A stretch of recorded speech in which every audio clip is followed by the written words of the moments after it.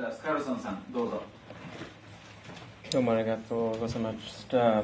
本日いつでも大使の挨拶もっとだんだん長くなります。私それできませんかもしれませんで、私の発表は英語で、はい。It is with very much great honor I will take on the role to present a bit on the Swedish nuclear power policy. There will be a talk later that will go into more detail on this topic and as well on nuclear power generation in Sweden. I will give some aspects of this. It is, of course, with great tragedy we have seen what has happened and what is going on. Not only Fukushima Daiichi, but of course the whole earthquake, tsunami, the triple catastrophe. We are at the same time quite sure, with sympathy with Japan, I'm quite sure that Japan will recover due to the strength of the Japanese people, and our hearts are really here. I've been following this issue and other issues since March 11, and we have had daily contacts basically with Swedish radiation safety authorities, and including this talk, I checked with them that if it was okay. My own background is actually physics, quantum physics, but lasers, so it's not nuclear physics. And of all my grades from Royal Institute of Technology, actually my worst grade was in, I should apologize, nuclear physics. But I will try my very best. So I will speak a bit about nuclear power policy before and after Fukushima. This is, of course, something that the Swedish operators, the Swedish people reflect upon, and the world is reflecting upon. I will give the perspective of a bit repeating what the ambassador already has said on the Swedish energy policies, why we have the nuclear. And then go in a bit on the power policy before Fukushima. I will touch a bit upon basically a kind of picture from the outside. I've been attending sort of the daily briefing at Gaimosho and other daily briefing press conferences, doing interviews and other things, reading a lot of media. And I think no one can really understand unless you're up there at the Gemba, because they are fighting very hard to contain what's up there. And then Fukushima and Sweden, what will change? What has been the reaction in Sweden? And then maybe some conclusions. So concerning Swedish energy policies, basically one have to divide what is energy and what is electricity. And electricity basically carries energy. And often those two are mixed when you hear a bit of the debate. So for Sweden, in terms of energy supply, for energy we have about 30% nuclear. We have 35% renewable. The main part of that is then again hydropower, water power plant. And then we still have fossil fuels, CQ. And we use it for different things. The fossil in black, for heating and for transport. And it's used by different areas, like transport uses fossil. And then the industry residential would use perhaps more of the renewables and the nuclear. And Sweden has made a big transformation of the energy system, as the ambassador already has mentioned. So if we go from the 70s, this was the same situation as in Japan then. We were mainly, for the energy, dependent on fossil. We had bio, we had hydro. But since then we have made a large transition, decreasing the fossil use. And it's less and less fossil for heating and but mainly for transport. So you have the nuclear stepping in and bioenergy.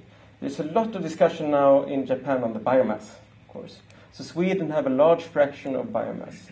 And still, wind power is a small fraction, still at this stage. If we then look at the electricity production, in that sense, both nuclear renewables very good. That's the nice carrier. You have the energy, and it goes in a cable. It goes in one way. It's not like heat that goes everywhere. That's why electricity is so good. You can transport it somewhere and then use it as a power source. So there is Sweden in terms of electricity. We have the largest fraction of renewables in Europe, as the ambassador was mentioning. It's mainly, the main part is actually hydropower to this extent. And then the other part is nuclear power. I think actually Sweden, if you count per capita, Sweden has among the largest fraction of nuclear in the world. We have 10 plants, but we have 9 million people.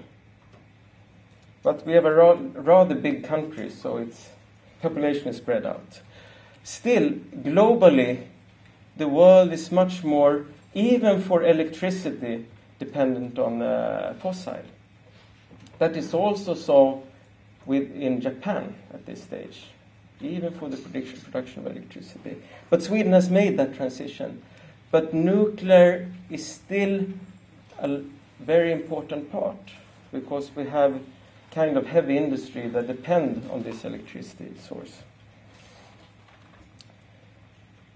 So, to move then to the next, to talk about nuclear power policy before Fukushima. So, I will perhaps, also with respect to my colleague who will speak from Studsvik, go back a bit into history, and actually to say first that the first discoveries of the so-called nuclear fission, the splitting of the core of the atom into smaller parts releasing energy, that was first discovered in Germany in the lab of Otto Hahn and Strassmann. But actually, one of those co-workers of Hahn, the Austrian Lise Meitner, who had to flee from Germany because she was Jewish, she was staying in Sweden when her nephew, Otto Frisch, was there. And they actually, in Sweden, discovered the explanation that this was the splitting then, the nuclear fission. So Sweden, in that sense, has a kind of also part of the history of the discovery of nuclear fission. Interestingly, the first research reactor starting to operate in Sweden, and this is how it actually looks when it's decommissioned, it's down in the ground, that was at the Royal Institute of Technology, basically downtown in Stockholm, the first research reactor. And that sort of, in a way, shows how well, the dangers was not really appreciated at the time, not understood. The very first reactor was actually in a football stadium in Chicago, 1942. And actually Sweden had, before you started, kicked in the, so to say, the real reactor, Oskarshamn 1, you had a nuclear heat plant called Ågesta. Again, that is south of Stockholm, in the suburb of Huddinge. And that produced mainly district heating and then some electricity. So I will leave to my colleague here from Studsvik to go on to explain the program as it is of today. But Sweden, for a long time, had quite good traditions in this. So this is how it looks today, basically, and my colleague will explain the details. These are the Barsebäck nuclear power plants, which were the first ones, which were the ones to be closed, the ambassador was mentioning. And you don't see it on the map here, but next to here is actually Denmark, and the capital of Denmark, Copenhagen. And basically from Copenhagen, you could see the silhouettes of the Barsebäck plant. And, well, it's not such an intelligent guess to say that that actually played in when deciding to close the Barsebäck plant, and maybe not one of the others, which may even have been older. So this is where the sites of the plants are located then. And I will also mention a bit about this with the storage sites. So basically in the southern part. We had a referendum in 1980. This was a so-called advisory referendum, meaning that it was giving the advice to the government, who could then choose to follow or not to follow. And these are the kind of buttons for the three alternatives. Number one, energy for Sweden, the Conservative Party. Number two, don't know what it's called. It's decommission nuclear, but with common sense. And this is, as you may guess, atomic power, no thank you. Number three. And in the election, the track number one, which all of three of them were actually saying decommission. All three. Remember, this was after 3 Mile Island. Had 18.9%. Track 2, basically the same as number 1, but saying that the state should own the power plants, or the majority from the power plants. And number 3 saying no continued development, decommission within 10 years. And as you can see, there is no single one majority for these. But if you combine these two, they were sort of winning. But remember, all three of them basically were saying that it should be decommissioned. And as the ambassador has mentioned, this changed later on for various reasons. But we had the process of the phase-out with Barsebäck 1 and Barsebäck 2, so actually 2005, being closed. But then actually, during this time, public opinion changed quite a lot, even after Chernobyl. So the public opinion basically was relatively pro-continued use of nuclear. So in February 5, 2010, the government actually announced, the coalition government, Prime Minister, Vice Prime Minister. The Vice Prime Minister is from the party that was against nuclear power before, but they changed.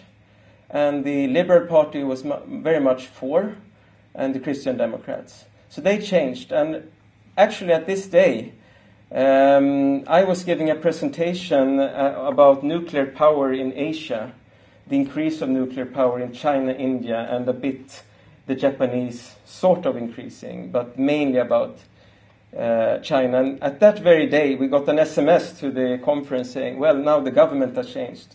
And everyone was so surprised that they would actually do this. But during this change, they're saying that you can build new reactors to replace old, no more than 10.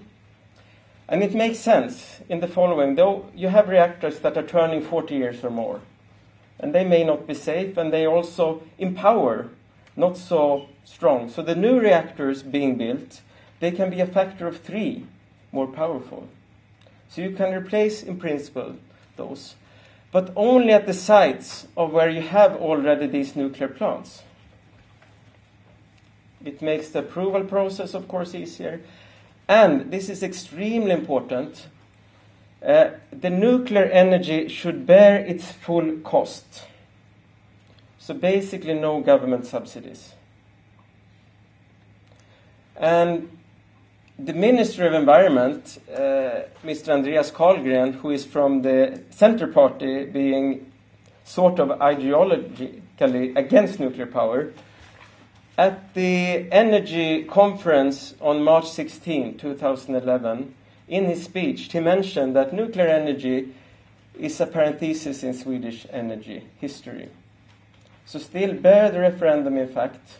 It should be phased out, but there is no final date. And actually, if you were to build, then with no government subsidies, you can think of, in principle, another 40 years or so. So this was kind of an historical decision. The opposition party is basically against, and they're thinking that that could be one of the big questions in the next election. I'm on very weak grounds here speculating. So there has been some public opinions polls taken. Actually, there have been 2 polls taken after the Fukushima event, March 22nd. And this is in 2008. I know this will be discussed later as well. But you can see some change at this date, actually going more saying, well, we should decommission. But actually there's still a majority, 36 plus 21, that makes 57 for keeping, even after, so close after the terrible events here. And there's been another one on March 31st saying, how large confidence do you have for Swedish nuclear power? So, very large confidence, and a larger proportion of those answering, yes, we have a large confidence. Very large confidence are men, less women. Pretty good confidence, and I don't really know what it means by pretty good confidence. Still, but again, relatively high confidence. But I think conclusion is you have to still wait. This is very, very early on, just after, and events are still unfolding. But there have been some polls still. One extremely important thing is the following. Sweden have decided not to go for the so-called closed fuel cycle.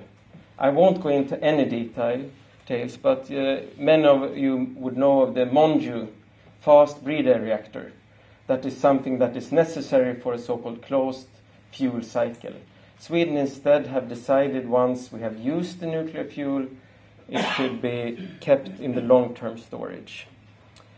The site for that has been selected is next to the Forsmark nuclear plant, where there already is a site storage for low-level and mid-level spent fuel, thank you, where there is already this site. And the final application to build this was handed in on March 16 this year by SKB. And the movie you will see later today will speak more about these things. What is interesting is there were basically 2 competitors to have this site. One of them was Östhammar, that is where Forsmark is. The second one was Oskarshamn, that's another site for the nuclear plant. And at Oskarshamn you also have the site for the kind of mid-term storage until you can put it underground. And interestingly, in both of these municipalities, there was quite a great majority for that their municipality should have the final storage site. So that would indicate there is a big confidence that this method is good. So you will see the details, I guess, in the movie that we will see. I've not seen it yet. But the basic idea, one from nuclear power plants or from other uses, medical use of radiation, you would have spent parts which are radiating, which you have to store. And there are various ways to do that. You would have to store it intermediately. If it's in terms of fuel, you have to store it for some 40 years to have it cool down before you can dig down in the ground. And you have already a storage site for not the so-called high-level waste, but the low and mid-level waste. And now this high-level waste site will be constructed. And here we're speaking about 400 to 700 meters down. And there it would have to be stored for some 100,000 years. And you will hear more about that later on from our colleague and in the movie, so I will not go into that. But on March 16, the detailed application for how to do this storage has been handed in. So now all the scientists, all the world can sort of check whether this method is good or not. So let me then try, to some extent, very humbly, to give a bit of a picture from the outside of the Fukushima Daiichi. a bit of a picture and some comments maybe. A first comment is the following. This is from Professor Kaneko of Todai. And this is what actually happened with the tsunami in terms of power plants. The tsunami knocked out not only nuclear power plants, but the great majority of thermal power plants as well. So some 9 gigawatts of thermal power plants was also knocked out by the tsunami. And it turns out that the tsunami protection at the thermal power plants at some places were something like 2 to 3 meters. And as you all know, at the Fukushima Daiichi, you'll see that in the next slide it was some 5.7 meter. There has been both from the government, I think, but as well from external international agencies and the German Power Production Association estimates that actually every 30 years or so you would expect on the Japanese coast, this side of the Japanese coast, a tsunami of something like 10 meters or more every 30 years. And they have been claiming that this was not at all taken into account by the thermal power companies and the nuclear power, by the plant operators, TEPCO and EPCO. And so this is actually the main reason why things went so wrong, probably. So, as you all have seen and I feel very sad in many ways that everyone is forced now on the TV every day to become almost nuclear experts against your will.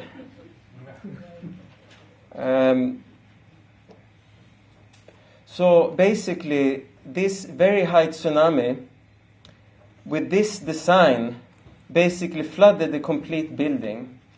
And the plant design is basically taken from sites where you didn't have any tsunamis. And the reason why Onagawa was not hit so hard was that these turbine buildings are much higher up. They're higher up by 4 or 5 meters or so. And that made the difference between saving and the hell that is seen in Fukushima Daiichi. So most likely this is the major cause of what has happened.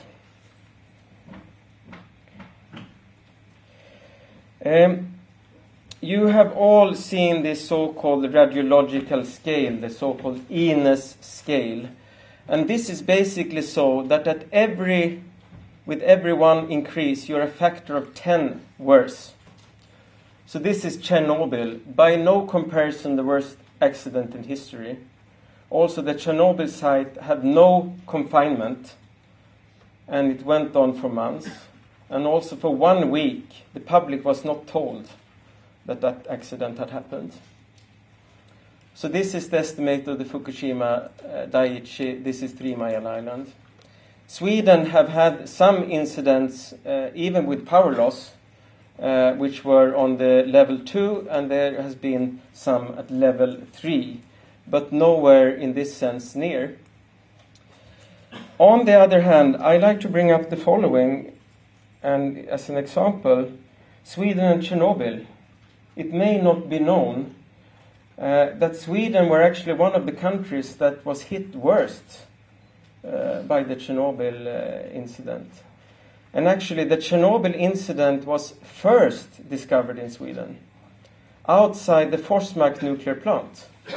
They were saying that there's something wrong. We see radiation in the air.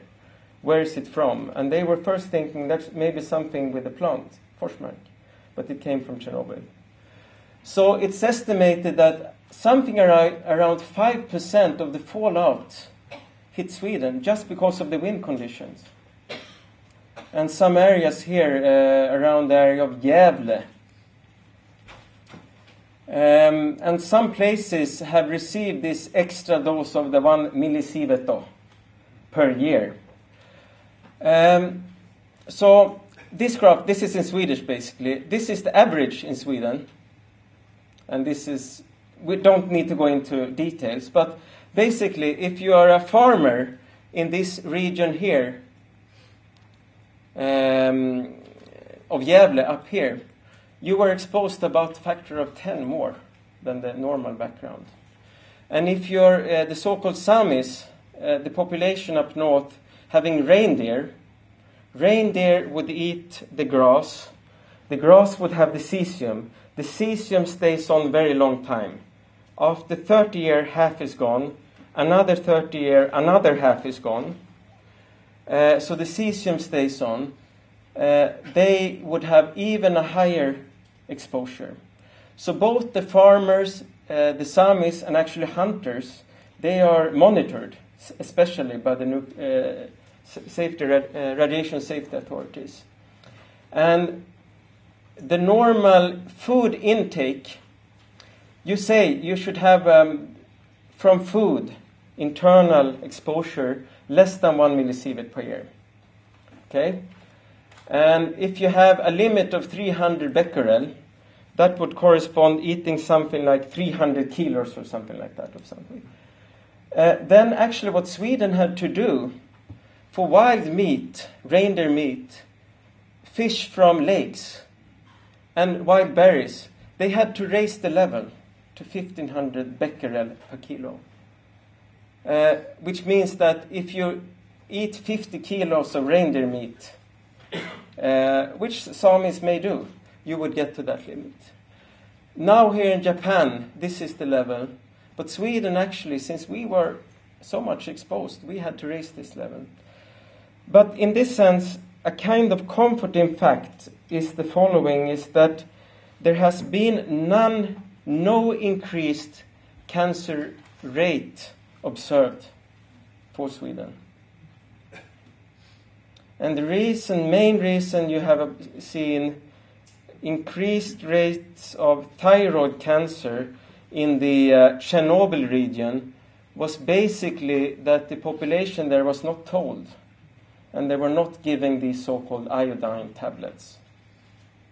But for Sweden, there has been no measurable increase following from this relatively large fallout from the Chernobyl. So in that sense, in all the graveness, it may be a bit of a comfort. Also, we can make a comparison, a bit of radiation level, because in foreign media, there's been a lot of reporting on the higher radiation levels, even in Tokyo. And in some sense, as things were, with no wind coming in, no real big extra mission, this was the level. This is 15th of March. Then it rained, and you had the increase in Tokyo. But this is actually the Swedish average. So actually the level in Tokyo went up to slightly the Swedish average. On the other hand, of course, if we speak of close to Fukushima, you're way up here. You're much higher up. You are in a zone where you would need evacuation measures. That is very, very much clear so. But in the events that has been here, the average level of Sweden is actually higher than around higher than the highest level was in Tokyo. And that fact is not often, those things are not mentioned when you hear that the radiation level increased a factor of 2, compared to what? So, Fukushima and Sweden, a bit what will change. So, let me a bit mention, I think I spoke to my colleagues in my office, I spoke to my wife. What do people want to hear about? So, and then they asked, can you tell a bit what happens if there's a nuclear accident in Sweden? What are the precautions? And then there are actually two levels. One is called beredskapslarm, emergency alert, And then there is actually a second one, more severe, called haverilarm, incident alert. And for Sweden, this is the case for Forsmark. You will have an inner zone, and this is actually looking like that because it's set by the old telephone registers. And this inner zone is about 15 kilometers. And everyone inside this inner zone actually would have iodine tablets already. But that is a national decision. Internationally, it may be different. I don't think this is not the case in Japan, for instance. But in Sweden, they would have it already.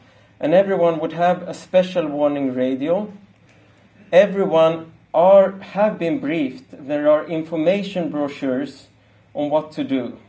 And basically, even in the case of this emergency, the first advice is stay inside. Exactly the same has been the case here. And then within a larger zone of around 50 kilometers, they would have something like 1,000 measurement points instantly going on to measure what is happening. And both inside and both outside, you have very clearly designated evacuation zones. So this would be then the Swedish policies. And of course, we can discuss then what is different. Also, a difference would be that there are far fewer living in these areas, I think, compared to the corresponding case in Japan, which makes the Japanese situation so much more difficult, to say it, to put it like that.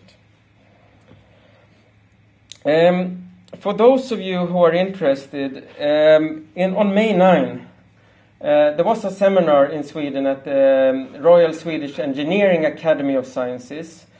There is a video from that, all the speeches. You had my colleague at the Japanese embassy in Sweden, the science attaché. You had all the plant operators, you had the Swedish Radiation Safety Authority there, speaking exactly what are their measures, what have they done. So if you're interested, and this was in English, by the way, so if you're really interested, and I can send you this link or my talk or whatever, so you can download this, and you can actually have these talks to download. And there was also this German evaluation of this with the tsunami and so forth. So basically, what is the follow-up from the authorities and plant operators? First of all, the Swedish Radiation Safety Authority, which have been in daily, on the hour alert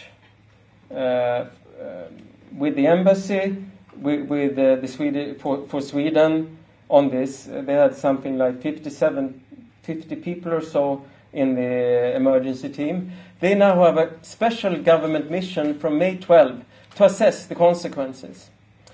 And also the plant operators, Vattenfall and E.ON, they have assigned special task forces from day one. And basically, they have to do that by law. Swedish law and international law.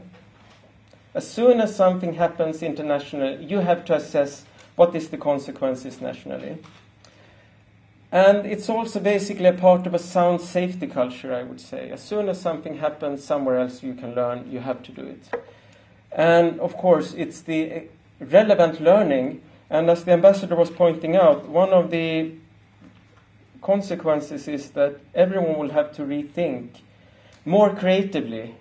No one could have expected that you would have 4 plants on the same site going so wrong. And what are the consequences of 4 plants going so wrong?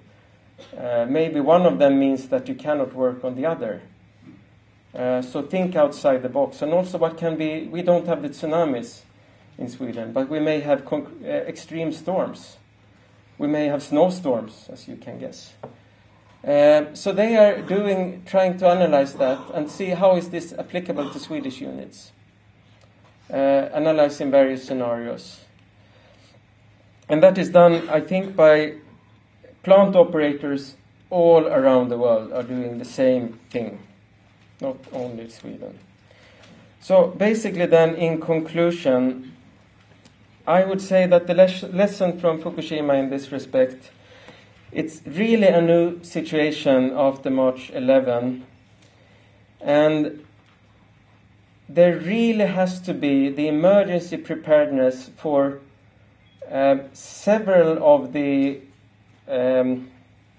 reactors going wrong at the same site. The combined effect of many things going wrong, the combined effects of you cannot get the trucks in, the fire trucks or other things in, the combined effect of working with so many plants going wrong at the same time that you don't even have the staffs. Also, people will think more about the long-term operation of plants. It is to be noted that the Fukushima Daiichi had the site license to operate longer was just prolonged before the earthquake. That taken versus building new. A second thing, if I may say so, be a bit undiplomatic. Okay, communication to the public is extremely important. And I would have to say that with the fact that you would have the plant operator giving one press conference, the safety authority giving one press conference, Edano-san giving a third one, safety commission giving more. You would have TV with all the experts from Todai and Kyodai and wherever. It has not helped. And this communication to the public, especially if it's something such as radiation, where you have no sense whatsoever what it is in daily life, will need to be much more clear. That is my own impression as well. I have, for briefings, gotten every time like 20-30 pages of just Excel sheets and data, but no interpretation with those data. And for the interpretation, I would have to read in either the editorials of Japanese Keisai Shimbun, Mainichi Shimbun, Asahi Shimbun, or I would have to go to the foreign media, but no interpretation from the authorities, basically. And maybe that has to be so, because they don't know the exact fact. But the information and the communication to the public and the communication to the world outside, probably after this would have to be reviewed. And finally, this is a very weak statement. Concerning Swedish policies, one cannot trust opinion polls taken 1 week after this type of accident. One would need to wait in terms of this public opinion. And my guess is what would also really depend upon how well the crisis will be handled from now on up in Fukushima Daiichi, because I think the world has not seen this multiple incident. The world has seen a terrible crisis in the Chernobyl, which was something completely different going wrong at a much faster pace. But this multiple incident with the water, etc., we don't know yet. And there are complications continuing. So the world will need to wait in this respect. And as a final word, we can only feel very strongly for everyone up in the region, and also feel very much strongly for everyone up in the tsunami-devastated regions. Because unfortunately, this Fukushima Daiichi, for the worldwide press, made them forget a bit about the situation in the devastated regions. So let's not forget about that. So, yeah. 心から本日皆様本当にありがとうございます。